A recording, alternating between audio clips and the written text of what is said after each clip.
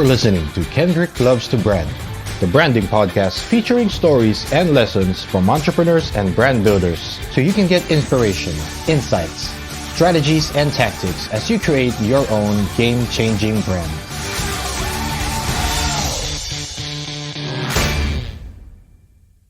Welcome to another edition of the Kendrick Loves to Brand podcast. We are here, joined by Quark Henares, the head of Globe Studios. Welcome to the show, Quark.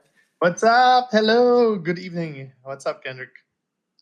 All right, nice to meet you virtually. Yes. Hopefully, when this is all done, we can actually Grab a drink. meet in person. Yes. So let's jump right into it. So before we talk about like what you do now for Globe, I always like to take my guests sort of through memory lane, through your origin story. How did you start? Like, who's Quark Henares? Like, how do you usually introduce yourself? I don't introduce myself as such, but I always get a thrill when I fill it out sa diba when the airport card, the immigration card, Yeah. and they ask you for your occupation. I always love saying a filmmaker. So that's my but of course I'm never like, hi, I'm Quark, I'm a filmmaker. I don't usually because that could be bad also, diba?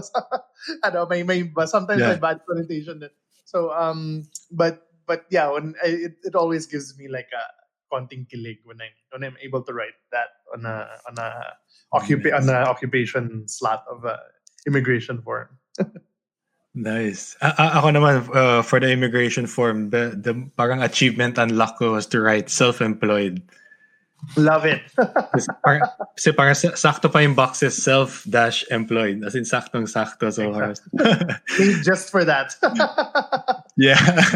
Yung immigration person, parang it's like, gumagawa po kayo ng film strips. Film script. May Oh trabaho my pa God. lang doon. I'm like, ay, hindi po, director po. Nice. So, How did you get into film? Like, what's the story? Like, was this something like as you were a kid, you were already into film? yeah, I think I was always into storytelling. So I think when I was younger, I really wanted to be a cartoonist, but I had no talent in drawing. To be a writer. I wanted to be a writer, fictionist or whatnot. But I always had trouble like reading. I'm not a big like all of those books behind you. I've tried probably reading half of those and then I never finished them. So I'm not a good reader. So I always felt awkward calling myself a writer. And then I think when I was in high school, I always liked film. I mean, siguro mga Tim Burton's Batman growing up, yung mga ganun. And then all the way to like stuff like Silence of the Lambs. But I think it's when I saw Pulp Fiction that I'm like, oh, okay, this is what I want to do with my life. This is what I want. I think there were many aspects to it. One of them was the fact that, diba, parang you experience film unlike any other medium. I think film is the only medium where you experience it with your audience. So parang diba, if you're a painter, you have an exhibit, you can't really just watch people looking at your art because that's kind of creepy, diba? Or you can't look over someone's shoulder when they're reading your novel, or but Yeah. and when you're a performer, when you're a musician or a playwright, you kind of like you perform to the audience. But rare yung parang okay, you sit down and you kind of feel everything with the audience. And I liked that. And I liked the collaboration and like the fact na parang it's not one artist alone in a room. And I consider myself a pretty social person. So I always like working with people, kind of like getting the mix together. It's always different, whoever you work with. And what I loved about Pulp Fiction was parang you could see how much fun they were having making the film. You could it was like oozing through the film. So it's like, shit, parang okay to. This job. You go to work every day, you tell a story with people and kind of have fun. You play. It's like playing. And when you decided, or like when you discovered this passion, were your parents supportive? Like how was the conversation? Like said, I want to be a filmmaker. I think they were supportive to an extent. Like I think, like for example, my course in college was Comtech in Mm. Ateneo, so management of communications technology. It wasn't communications because they wanted me to take a management course, so I was able to take a management course to my com. Parang ganun. But I was never really allowed to go full throttle. But I did take a short course in New York after I graduated, and then I was able to work with Marilu Diaz Abaya, intern with her, and then be a PA, etc. So I think they could see naman that it was always that was my number one thing. That was my number one passion. But why management though? Like why were they pushing you into a management course? Well, I think both my parents are entrepreneurs. So my dad, Mhm. he had a radio station in U107, and until now he stuff like palm oil, energy, etc. He has companies like that. And then my mom, of course, is ano, Yeah. Dr. Vicky Bello. So they were both like, even though my mom was a doctor, she was an entrepreneur, and my dad. Yeah. So they always felt na okay, this is something that's very useful, no matter what field you choose to work in. And to their credit, they were right naman. Parang this is something that Mm. you can always take with you no matter what field you go into. And I think it also paid off later on. So, from college and the course that you took up, how did you get? What was the process like to actually get into filmmaking, to get into the industry? I always tell there's always that question when you're, especially when you're giving talks. Mhm. What advice can you give to budding filmmakers, right? And I always say, stop being a budding filmmaker, just be a filmmaker. Mm. Because Yep. right now that iPhone is so powerful, you can actually make a feature film with it, and there have been feature films made with the iPhone, right? Mhm. Like the Florida Project. I know, not the Florida Project, the movie before that. Um, uh, the name escapes me, but I'll remember it later. But there have been feature films made with iPhones, Mhm. or even Zoom as of late. The Host, for example, the horror film that was like kind of on Zoom, that I think that was made with iPhones. So um, yun, parang, and I kind of practiced that also when I was in college, na parang any project, be it a chemistry project or a management project, palaging pag may presentation, I'll say, gawa tayo ng video, ako yung magdidirect. So so that's so even though I wasn't part of the com kids, and I Mm. always felt sad that I wasn't with the com kids, I was able to like um hone those skills. Yeah. So that's pretty much how I was able to like practice production, even though I was in a management course. And then after that, what was the first like big project or first major project that you really, sort of was able to put your stamp on, like your personal stamp on? Um, well, I think, okay. So I made a film. Actually, when I was in college, I was luckily able to get into Marilu Diaz Abay's class, which was meant for com students, actually, Confidence. and Okay. not communications management or contact people. But I was able to like kinulit ko talaga yung yung admin, and I was like sweet talking them, and yung Marilu's son, who was also my classmate at the time. And I made a short film for her class, which is called A Date with Jaumapa. Um, and that's available on YouTube. That's available on Vimeo. If you just search for A Date with Jaumapa, you're gonna find it. And I think that's kind of what that started it all. I think that script won the Palaka Award for Best Play, and then because of that, I got interviews in Star Cinema, and I was able to Viva hired me as a writer. And then So it's all a confluence kasi of random things that you don't think end up in the big picture. So, for example, Mhm.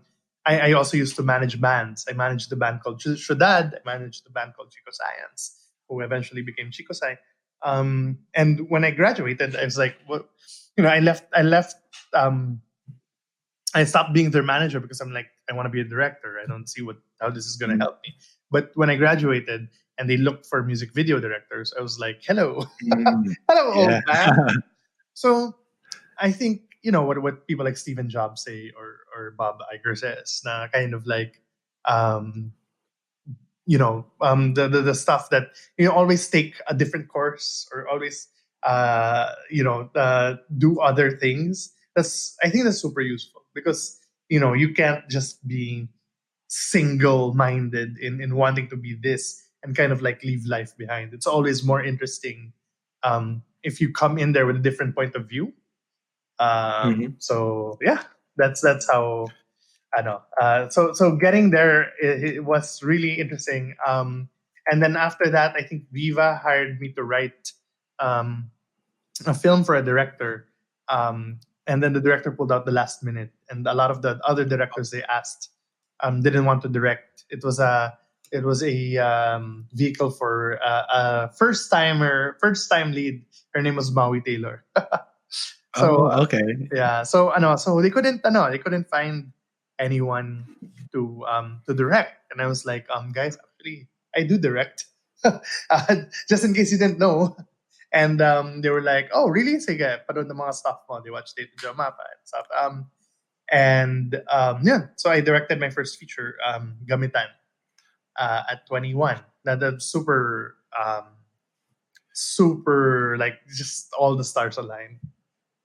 How rare was that for a 21-year-old who hasn't had a feature film yet in his resume to be able to be given that chance? I think, yeah, it's pretty rare. I think I still might be the youngest Hmm. studio filmmaker who had his first film for a studio. It's I actually it was a little it was a little scary. It was also a little traumatic because parang a Yeah. lot of people and alam mo naman di ba, sa Pilipinas, like parang a lot of people were like, sino ba tong guy na to? What the hell is he Yeah. done? Why is he do? I mean, maraming uh, inggitan and stuff like that. Yes. And then of course, I know when you're on set, everybody's like, "Who's this fucking kid?" Yeah. Like, where, diba? Parang ano. So no one. I remember growing a beard, so people think I was older. Yung mga ganun. Oh. Because it was hard. It was hard to kind of like, especially I think in filmmaking, which is very tribal in yung thinking.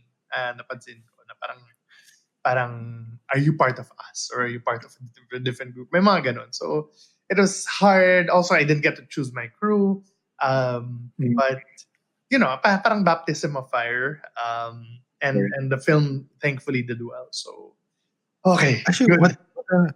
what I'm curious about, guys, at that moment when the original director dropped out, because this is something I usually get from like when I give talks, and then some students will ask that yung parang, how do you know if it's like if you quote unquote deserve the opportunity, diba? So like in your case, what gave you the confidence to say, hey, look at me, I can do this, I can do this job? Like where did you get that confidence to be able to raise your hand and say, ako na lang? I think it wasn't really confidence. It was and this is something that I realized has been a pattern in my career, in my life. Parang there's really points talaga na the stars align and you gotta grab it.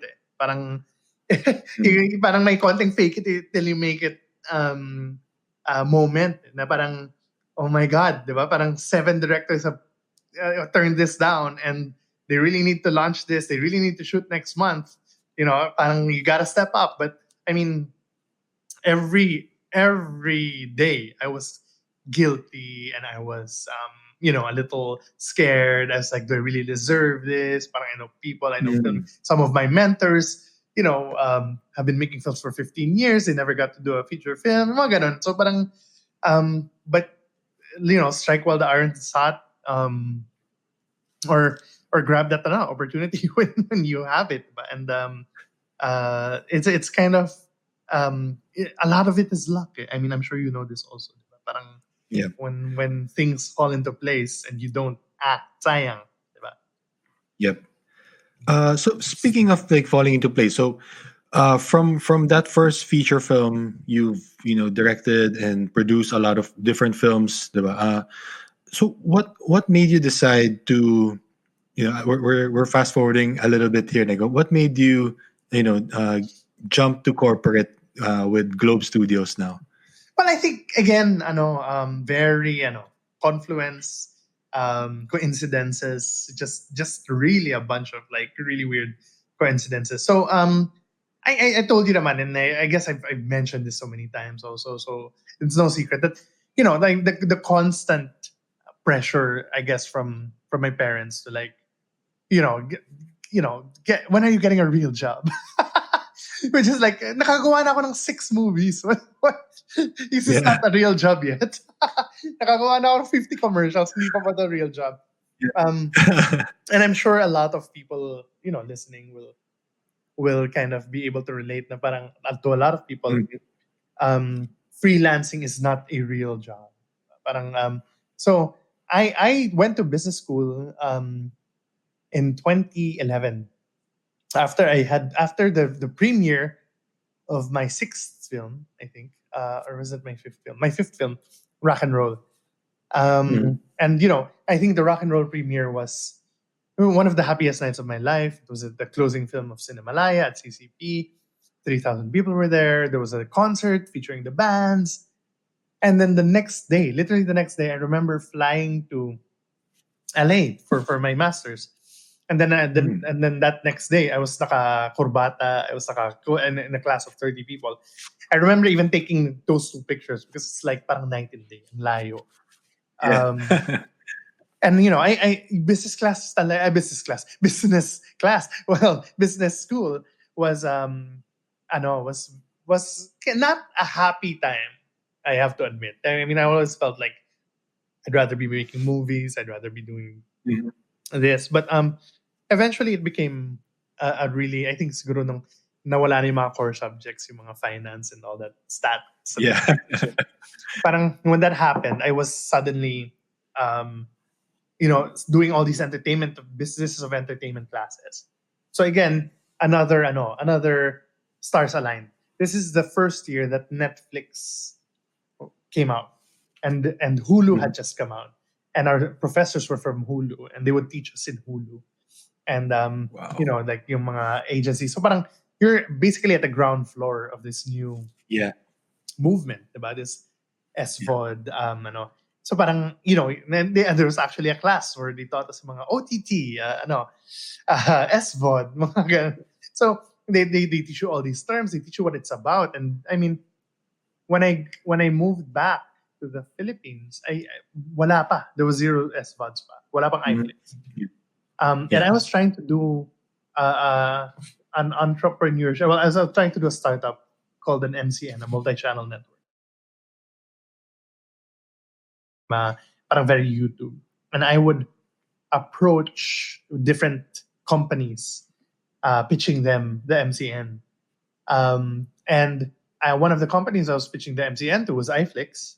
Another one was Globe. Okay. And then iFlix was like, you know what, we'll just hire you na lang. And I was like, by that time I was like, shit, there's so much money that's gonna be spent on putting up this company. Parang maybe I should learn a little more. Maybe I should know. So I joined iFlix. And then later on, Globe said, parang join us na rin. So they were just putting up Globe Studios. They didn't even know what it was, if it was an online thing, if it was a movie studio. So kind of like I came in parang completely like ready to start this new as an entertainment company. Yeah.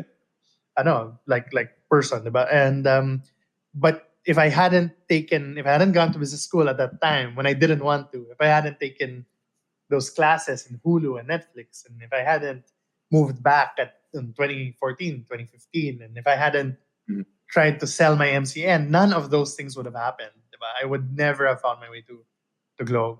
So yeah, that's it's really uncanny. I think a lot of people are like hard work, hard work, hard work, and yes, of course, hard work is a no, but I think the ability to adapt, I think the ability to kind of Mm. like transition, or basically Yeah. to read the writing on the wall, and kind of like say, okay, it's time to take advantage of this situation, is as important. Correct. I think what you said nga, the adaptability, because it's not just sometimes sometimes there are opportunities that come about, but then if I mean, and this is something I guess entrepreneurs are guilty of, diba, in a way, because oftentimes when you're entrepreneurs you have your vision and then you put your blinders on, and then you don't notice that the opportunity is right in front of you that can lead to bigger things, and then you're just saying no because you want to do something. But in your case, you're able to adapt. You pivoted to saying, okay, maybe this is a better opportunity to continue what you were doing, but through the corporate route, which is I guess different, but still along where you were, what you were trying to do with your company, diba? Mm. So So yeah, I mean, sorry, I just remembered yung Henry Ford, diba? If you ask people what they want, they will yeah, say, I want a a faster faster horse. horse. Diba?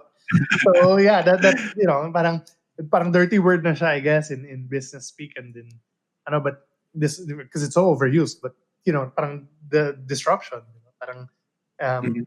to be able to see those sea changes, I think is very important. So, for Globe Studios, so what for those who are not familiar with what you guys are doing in Globe Studios, like how would you describe the work that's being done? Yeah, well, Globe Studios, there's twofold. There's two elements to Globe Studios. One is the stuff that you see on the Globe channel, right? Mhm. All the marketing stuff, all the ads, all the short videos that promote Globe and the Globe lifestyle. That's one part. That's one thing that we do. And then the other one is really just movies, TV shows, all the fun stuff, right? Like the long form, which is we made the first Netflix original from the Philippines, Dead Kids. So check it Mhm. out if you guys haven't. We co-produced Goyo. We have a bunch of stuff on Netflix also, like Hintay ng Langit, and then LSS on iFlix, etc. So that's kind of like the big vision, I guess. And then because Globe is partners with Netflix and all and iFlix and Hook and all of these other companies, um, we want to foster relationships with them and keep doing stuff for that kind of medium, right? For the SVOD, for the next generation of distributors and platforms. So you have a team that produces content within Globe, but also you can also work, with like take on different projects, like you mentioned, like the movies. You can co-produce Yes. movies. So what do people who want to work with Globe need to do, or what how can they sort of make the perfect pitch to be able to work with Globe Studios? I think it's I think we just look for people with vision and passion. Um, I am very proud and honored to say that we're really the most creative, friendly, and creator focused of the studios. Like, parang if you know what you're doing, like there's a reason why we want to work with you. There's a reason why um, you're on our radar, and and we don't want you to just execute what our vision is. But we want to Mm. make you feel safe and be able to kind of tell the story that you want to tell. Um, that's why we get directors like Dan Villegas or Mick Red or Jade Castro or Tonetta Downey, because they have strong voices, and I think that's always important. We also like to experiment. We also like to play around. So one of the things that we do it's podcasting, diba? A very Mm. undiscovered country in terms of corporate, diba? So we have stuff like All Things K, which is a K-pop K-drama podcast. We have of course ang Walang Kwentang podcast with Toneta Daune and Juan Miguel Severo. I have a podcast called Enslate, which is with Ramon de Vera and Melozano Alcaraz. That's more about pop culture. We, and of course the reason that we get a lot of our hosts is also because they have strong voices. So I think that's something that's very important. Na parang can you prove you can tell a story, and do you have a story to tell? Diba? Mm. Nice. And when it comes to like the films that Globe Studios is involved in, do you ever get tempted to jump back in directing? I wanted to make sure ano parang ano I didn't want to be that guy na parang I'll just produce that I'll direct, diba? Parang I didn't want to be that person. So I wanted to prove myself first as a producer. And it's been 4 years, so I think now I'm kind of ready, to be honest. Like I think Mm. I've been writing, especially now during quarantine. That's a good thing that quarantine has brought into my life. Na parang I get to sit down and I get to write again. So You're right. and iba talaga yung first love, diba? Parang it feels so nice being able to just like sit down and be creative again, and hopefully like I'll be able to direct the script soon. Do you feel like, because that's one thing that I've seen, over the years, like observing, the creative entrepreneurs, diba, such as yourself, there's kind of this pressure to progress along, sort of parang mukhang linear siya na path na kunyari you're a producer, you're a director or a writer, director, producer, then eventually you'll be the head of a studio, or you get into the management side. Do you feel like that's something that sort of hinders creativity? Like would you advise somebody who's like purely a creative to consider going to that path, or to just stick to the creative side? Or is it something like in your case, like in your experience, you were able to experience both na? Does it enrich your creativity, understanding the business side more? It definitely does. And I don't, and you know what, to be honest, I'll be completely honest. I don't know if it's for better or for worse. Because now when especially writing the script, parang in my mind, I'm like, cheap ba tong location na to? Sige, let's find a cheaper location. Or like, sige. I'll bunch up these scenes together para isang shooting day na lang siya, as opposed to, so it's definitely more producer friendly. You're definitely more, it teaches you something else. It teaches you rigidity, and it teaches you preparation and my pagka linear. But I don't know if that's good or not. Definitely good, better for the producer, but I don't know if like as a director, is it limiting? Diba? Parang Yeah. So I don't know. We'll see. I think I'll have a clearer answer when we get to the set or when we get to market. But it's definitely like I feel I'm a better director for producers now. Nice. Just because I've been on that other side. Nice. So you mentioned like being on the set now. Like given what's going on in the world now, how hard has it been to produce content or to shoot during this time, if at all? No, it's super hard. Most of the shoots we've had are mga Zoom, mga ganun. Na parang, or parang kunwari Zoom, yung parang you send them an iPhone 11 or DSLR, and they'll kind of like they'll just shoot themselves pero kunwari nagzo-zoom sila.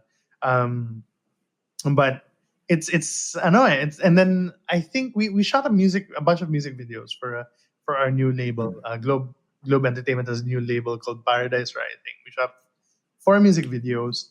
That was hard. I think it costs 130% than what it used to, just because of the protocols, just because of that. Rapid tests and the less working hours and smaller crews and people doing more, and so it's been hard. We had a shoot. We were supposed to start this week and then we got canceled because of the MECQ. So or no, the ECQ. I don't even know what CQ. What CQ? But now we're back to GCQ. So now we're gonna start again next week. So, pero it's extremely difficult. Nakakawalang gana, to be completely honest. But I guess one step at a time. No, I mean, I was very kampante nung first 2 months, I think, and then I was like, when it gets back to normal, but now kahit may vaccine yan by tomorrow, it won't be normal for a while, diba? So, yep, yeah, correct. What has been, I guess, because you came into this gig with Globe, diba? Sort of not being too familiar, I guess, with corporate. the responsibilities, diba, corporate, because you come from a more creative side, diba? What has been the biggest challenge that you've had to deal with? I think no. It's a different language. Number one is a different language, diba? Parang all these crazy terms like mga RTB. I made a list. Yung mga mga reason to believe, mga GTM, go to market, yung mga ganon. And of course mga churn, especially mga diba? Telco terms, and I remember I made this long ass list of mga acronyms that they would use. And it's even different. I mean, the way people talk, I feel that we can leverage the subscriber base by adding value to the diba? And then also even the way you talk to each other, diba? Parang it's I think it's more casual in the prod world, but you may have some visibility on ganito ganyan. parang which means do you need any help means do I have to tell you one more time? Please advise, gentle reminders. It kind of pissed me off, but now I just use it as a source of amusement. Chiming in. Ganun. To your point, to Kendrick's point, I would like to chime in and maybe take it offline. Mga ganun. So, ridiculous. And of course, death by meeting. Even now that I'm diba? Even now that I'm still I'm at home. Wala. I mean, I told you, diba? I texted my last meeting just now. Sure. My first meeting was 10 a.m. this morning. So parang just all the meetings and alignments and parang it's a very strange world too, and I honestly kind of I consciously not even just question, I consciously resist it also because I don't want to be too rigid, parang ganun. What has been the most maybe what surprised you the most, siguro, parang what well, okay, so Globe culture is great. It's an amazing and I think, having worked in a few companies, I worked in a production studio also in LA, then I worked in iFlix, and but the what I love about, and then this, my ex-boss, Jill Go, she told me this: the worst sin you can do in Globe is to not ask for help, because they're so helpful. They're really they're really like, anything you need, tara, let's work on it. Parang, I won't say there's no office politics, but parang I've been lucky naman to be parts of groups where there's really just this parang spirit of helping each other out and kind of like looking out for each other. I mean, it's such a big company, so I'm sure those vary. But our CEO, Ernest, who is an amazing person, who I think service leadership talaga. Ano, parang, he makes sure that he wakes up the earliest, he makes sure that he goes to sleep the latest, and he works hard so that you all kind of just follow his lead, as opposed to parang, in many other companies I've seen where it's like, ako yung Diyos dito at sundan niyo yung gusto ko, di ba? So, it's been 4 years. I never thought, my first boss in Globe was like, I didn't think you would last 2 months. Oh, And, and and I'm on my 4th year, so nice. Okay, let's switch gears here a little bit. As a creative, what do you think is your, I guess, or what distinguishes you from other creatives or other directors? Like, what's your biggest strength, or what makes you different from everyone else? It's hard to, because arguably, kasi every creative is different, diba? It's really, and that's what makes them creative. That's what makes them, Correct. I do, what I do enjoy, or parang, I'm very collaborative. I think, I'm the type na, yun nga, the auteur theory, I don't really believe in it. I think, if I get different people for different projects, it will always be a completely different project. And I love, it's like playing, diba? And I think I've heard people say that about being on sets, na parang naglalaro lang. Sometimes that's an insult. but most of the time I take pride in that. Na parang that everybody has fun, everybody feels that they've contributed, and then everyone can call it their film. Nice. All right. What has been the biggest or toughest adversity you've had to deal with in your whole career, and how did you overcome it? Well, the tough. You know what? Like a lot of people, like I said, diba? But there's this like bias against freelancers, diba? But being freelance is the hardest thing talaga.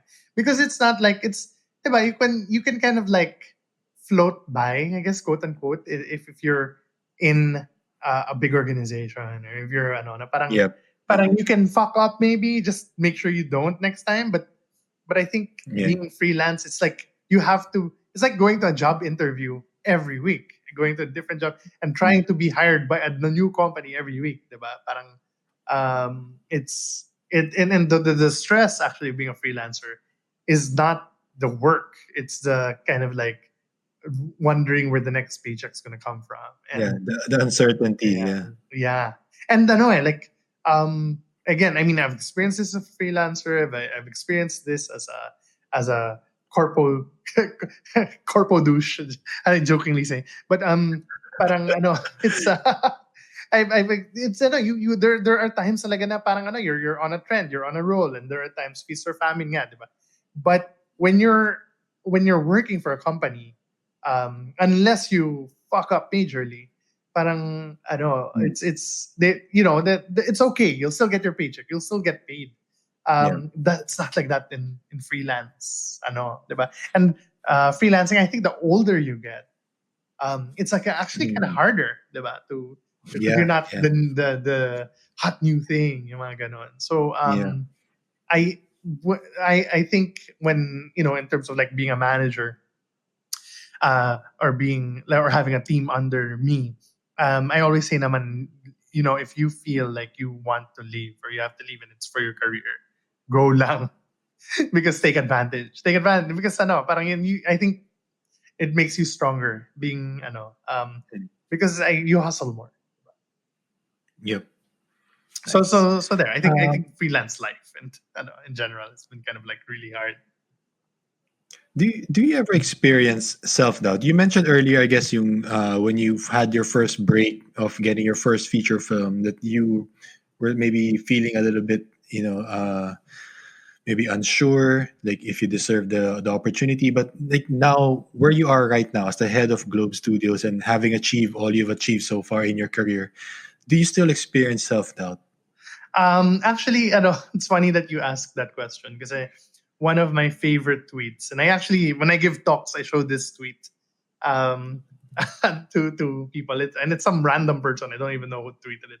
But the tweet went, if you have crippling self-doubt, then a career in the arts is right for you.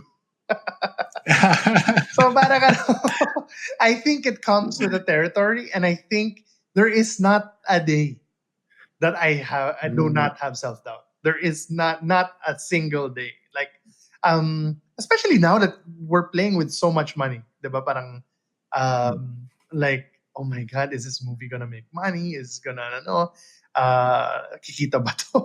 Or will it flop? How will I sell it? Yung mga ganun, and even as a writer, parang do I still know how to write? It's if you've ever seen that movie adaptation with Nicolas Cage, parang I think that's the closest film to getting into the actor's mind, to the creator's mindset. So the answer is I do feel self-doubt still, and I have no way of overcoming it. But I think also that's a good thing. That's always a good thing to kind of like question yourself and parang, because self-check, diba? Parang I think it's always helpful. How would you describe the self-talk that you go through when those bouts of self-doubt come about? Because obviously we can't just stay in that mode of feeling the self-doubt. So how do you sort of talk to yourself out of that to be able to perform? I think you all I would also kind of like do think about the pros and the cons. I think about a lot of the time I think, will I be happy to have this poster in my house? yung like diba? Or when people ask na parang what movies have you produced?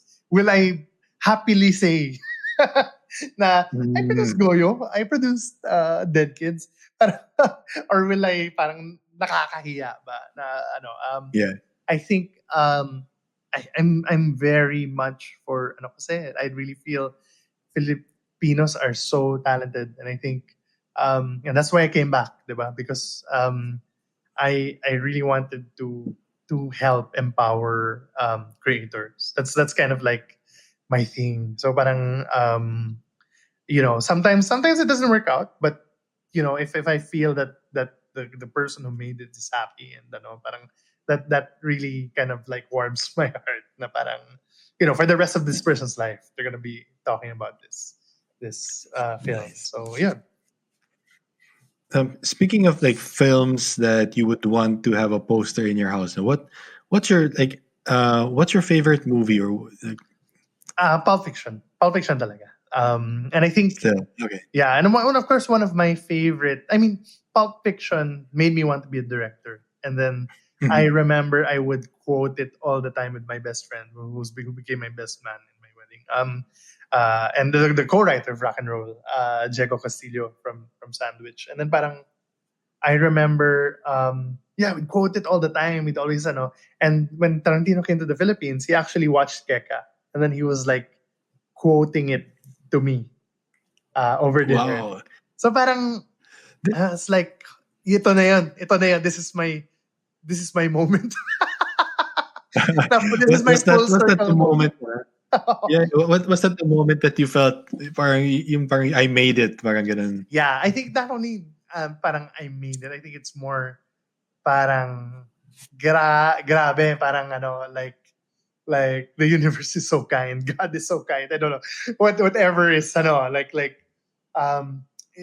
I think that's when I realized the importance of being a creator, being a writer or a director and an artist. Is kind of like there's an almost invisible energy that just goes around, diba? And kind of like inspires you, and maybe hopefully you inspire others, and then and sometimes it will inspire the people who inspired you. Yung parang ganun, and it's just this very unspoken language. So yeah. Nice.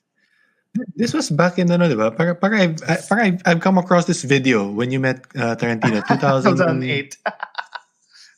Prince of Jaipur.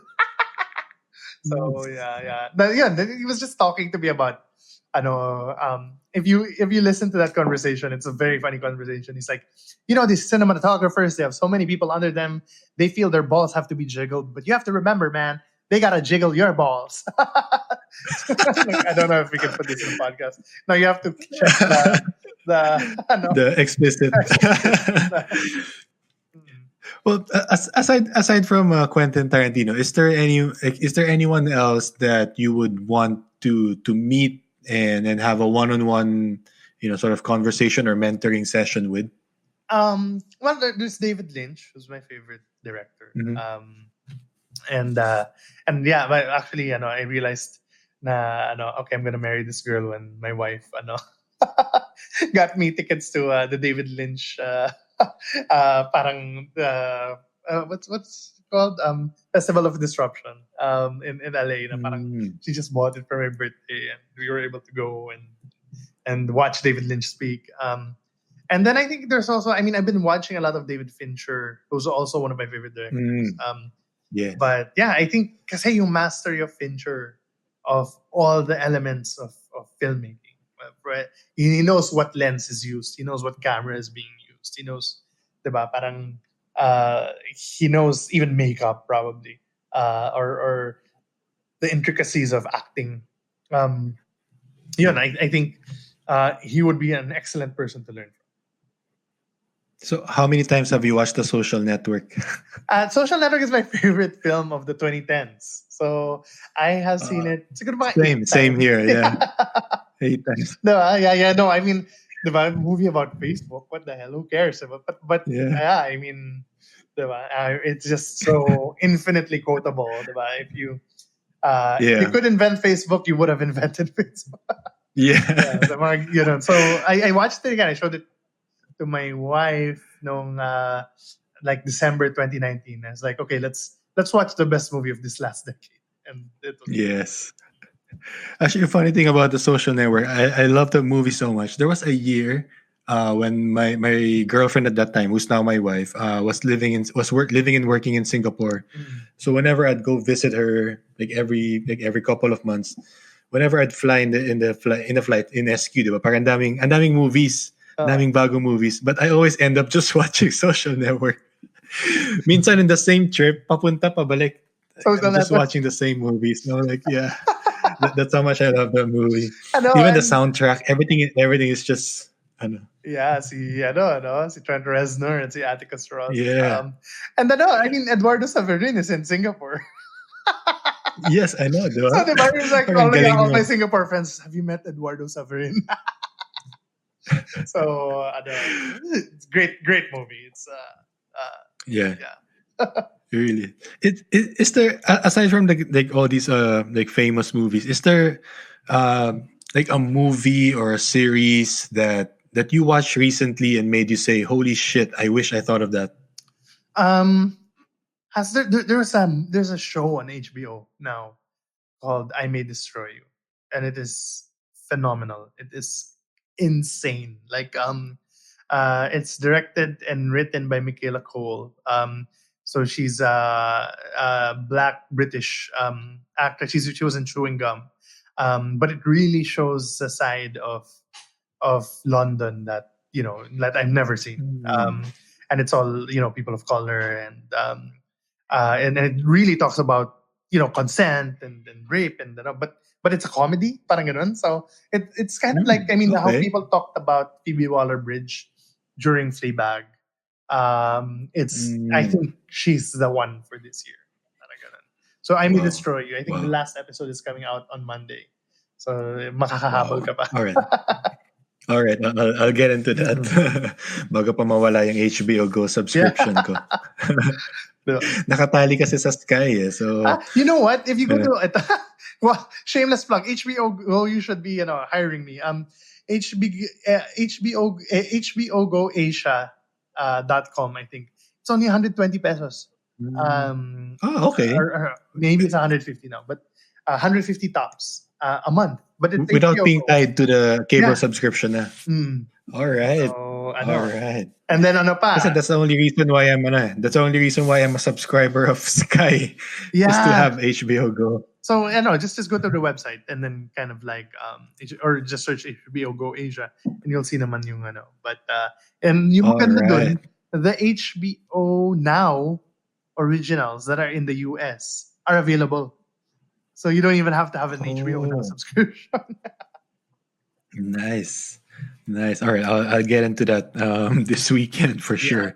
Um, well, actually, since you mentioned, you mentioned your wife. You just recently, a couple of months ago, you celebrated your first wedding anniversary. Yes. Is that correct? Yeah. So So we celebrate. how's married life? It is a fantastic. It's great. Like, and then we always tell each other this. Na parang, well, number one, we're always like, we're so lucky we got married last year. Can you imagine? Like, all our friends Oh were yeah. engaged and had wedding plans and um, ordered. Diba? I mean, there's a famous couple ordered like 1 million pesos worth of flowers, and they were like the day after the ECQ, diba? Or the ECD was announced. Yeah. um so yeah, we're so lucky we were able to have that great party with our friends, and we're so lucky that we're stuck together now. Like right after this we're gonna watch I think it's Boy State on Apple TV, and it's like we're best friends, and we're really just Nice. enjoying this time together, working out together, Nike Training Plus kind of so it's been nothing short of lovely. So what advice would you give to other newlywed couples, siguro?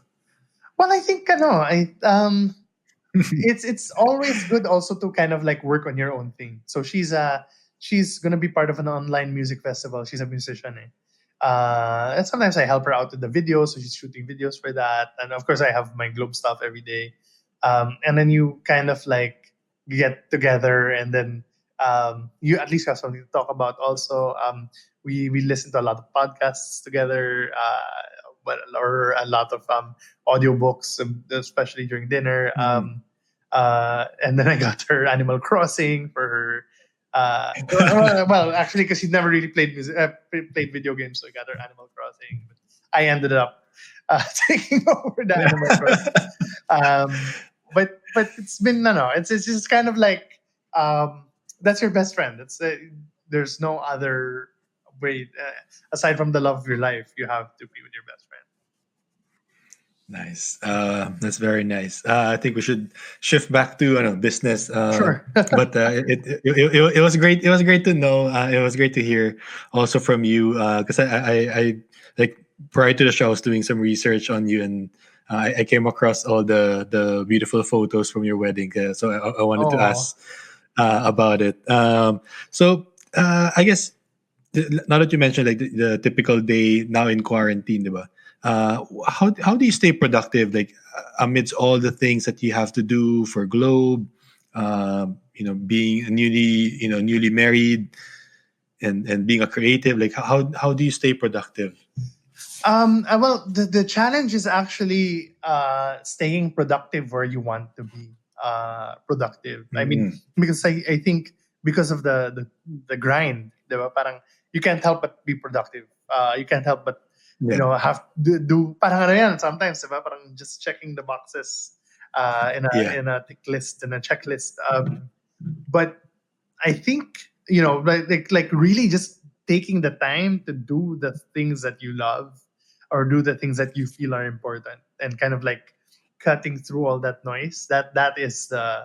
Um that is a challenge. And so I've spent the past week writing that script.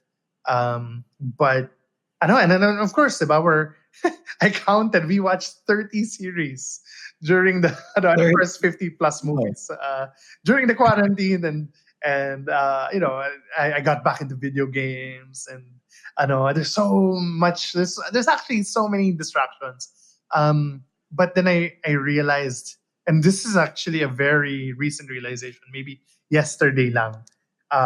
And my realization was like, how do I keep this from feeling so monotonous? How do I keep my life from Mm. feeling so samey? Diba? Na parang it's the same thing in and out. And It's to create something, diba? Parang it's just to be able to say, okay, well, I made this, and this is the document. This is my March to August 2020, and so I had to like force myself to quit with the distractions and kind of like stop, even give up certain like shows or movies and video game time to kind of like, no, I need to finish the script because this is this is what will make this time worth it, right?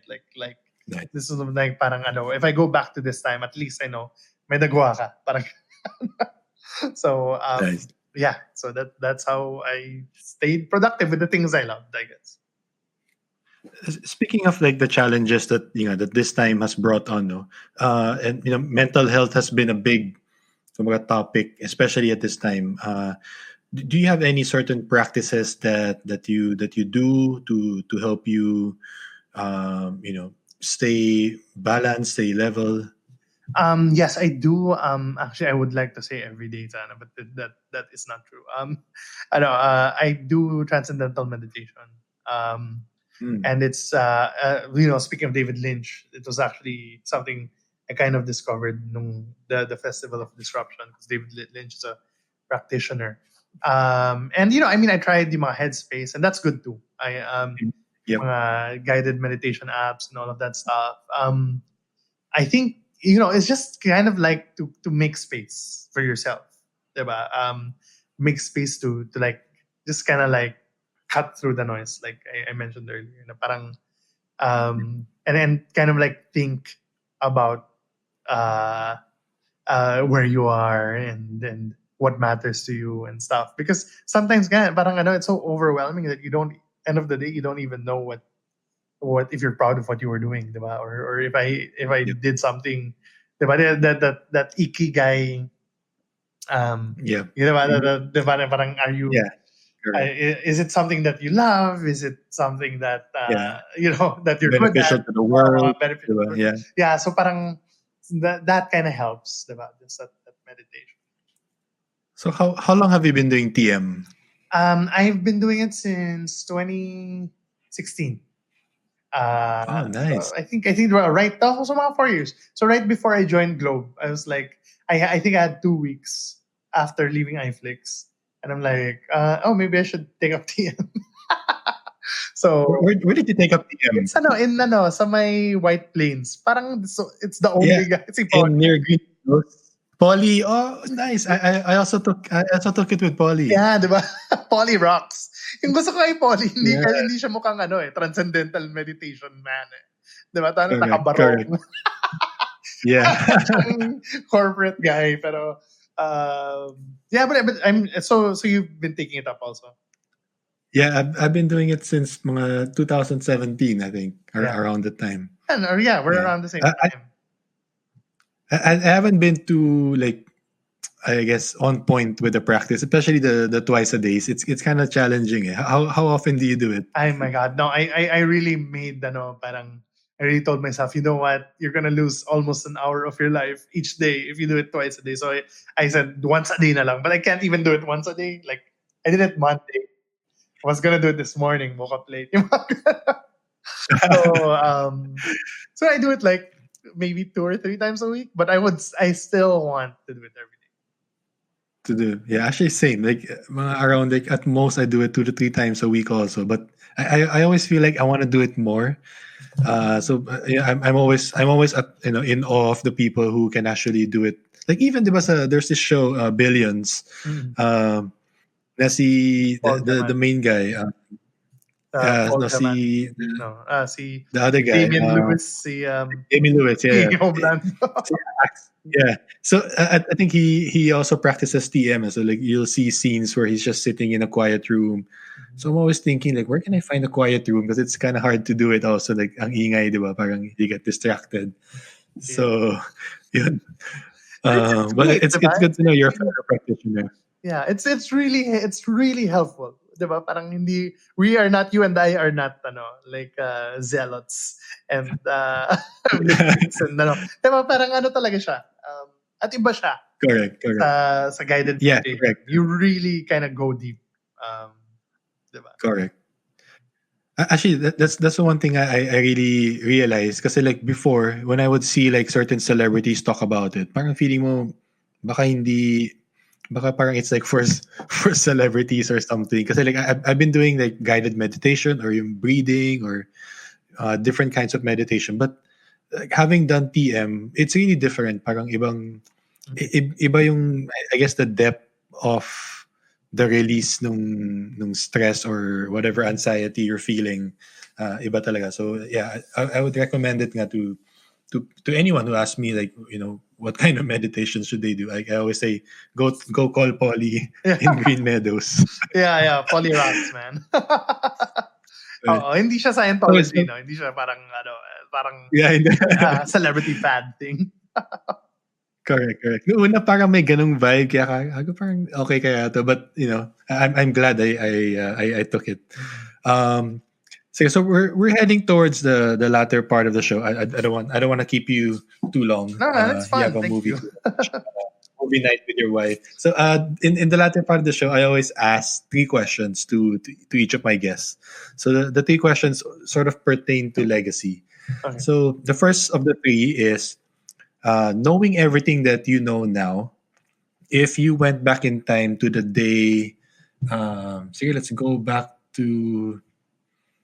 Let's go back to like really when you first had that the opportunity to do your first feature film. Mhm. Diba? Okay, maybe day 1 shoot day, and then you went back in time to that exact point, and you saw young Quark then, and you had, let's say, a minute lang to tell him something, to give him advice or to warn him or something. Like what would you say to yourself? That's a good question. I think it'd be take care of your filmography.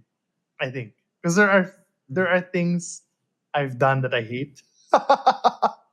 Or parang either in the parang, oh, this is gonna be good for my career kind of thing, or I don't know, to quote one of the producers, very famous producer, alam mo, masyado ka mabait. Ginanon ako. You should be like Joel Lamangan. He fights me. And then, I'm like, what? But to her point, obvious akong sino to. To her point, I should have maybe stood my ground more. I should have kind of like, because it's your name. Again, quoting Fincher, I think he was this is an interview about Social Network, or Fight Club.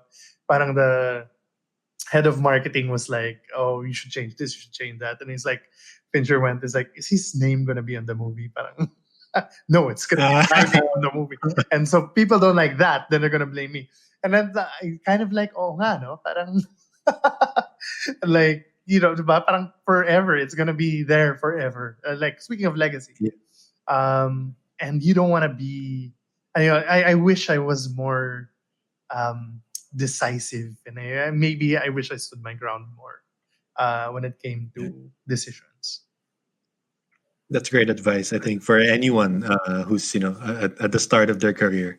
So the second question is, looking forward now to the next 10 years, like what do you think, or what are you still looking to accomplish? Looking forward, I think but and this only probably happened since COVID, diba? Parang the world is gonna change so much. I think like diba, movie theaters are closing left and right. I've always felt okay, the cinematic experience is gonna end. Hindi naman end, but significant. It's not gonna be popular pastime. Hindi siya maging parang mga plays siguro na diba, parang limited engagements or dress up event or whatever, or more expensive. But it won't be that thing where all the families go every weekend, bring the kids and all. And so it's I want to in the next 10 years kind of figure it out. Especially ABS is diba, the whole thing with ABS-CBN and diba, like, so where are we heading? I don't know. The future is so murky. Diba? And even subscription video on demand is not as fast growing as they would want to be. So parang parang in Southeast Asia, not just the Philippines. Parang, Yeah. Where is the next, what is the next medium for this kind of storytelling, diba? Which is audiovisual storytelling, for lack of a better word. And kind of like, how can we operate the same way we've operated, in the sense that we're very creator focused. We're very, we tell stories that are different, that have a voice, diba? How do we be pioneers, but also how do we keep our identity in this new world, diba? Parang ganun. So that's kind of what's made me been losing sleep as of late. Nice. It's a good, I think a good problem to sort of figure out, diba? Especially in your position as the head of a studio, enabling creatives. So before I ask my final question, I just wanted to first acknowledge you for being an inspiration, especially for creatives and creative entrepreneurs in general. And also with the work that you've done to enable other creators. One of the things that I always like to sort of advocate for the Philippines, like the reason why I'm into branding is because I feel like as a country we have so much creative talent, but the mindset has been predominantly sort of to be a world-class consumer, because we are a world-class consumer, but I feel like we have the talent and the drive. We just need to have that mindset shift to also be a world-class creator. Whether it's in business or in film or in other creative fields. And I feel like you're as the head of Globe Studios, the work that you've been doing, and also with your career as a filmmaker and producer, you've been able to inspire the next generation as well. So I just wanted to acknowledge you for that. Thanks, man. Awesome. Yeah, and thanks for having me on your show. So the very final question is, how do you, Quark Henares, want to be remembered? Oh no. One hell of a guy. I don't know. We talk about legacy, we talk about a lot of that stuff, but I do think in my wake I would like the work to be shown. I think that's always been kind of like important to me, the work. And yun nga, parang when people would ask me what my aspirations were as a filmmaker, like what kind of award I'd want to win, I always wanted it to be, I want to make someone's favorite film. You know what I mean? Like to be able to inspire someone the way Pulp Fiction inspired me, or the way David Lynch or Fincher inspired me, and I'll be okay with that now. So yeah, that and one hell of a guy. Nice. Spoken like a true creative. It's still all about the work, diba? So thank you so much, Quark, for giving me the time for coming onto the podcast. Of course, thank you, Kendrick. This has been super fun. Awesome. I'm glad I'm very bad at checking LinkedIn messages, but I'm glad I did. All right. Okay. Nice. Thank you so much, Quark. Okay. Bye-bye. Thank you guys for listening. If you enjoyed this episode, please rate and review the show on iTunes. It will help more people discover the show. You can also share a screen cap of the show on your social media accounts. Make sure to tag me and let me know which part of the episode you like or didn't like. All feedback is certainly welcome, so feel free to reach out to me on Instagram @KendrickPo to let me know what topics you'd like to be covered next and who you want to hear or learn from in future episodes. Until next time, do the work you want to see done, because life's too short to not be creating your life's work.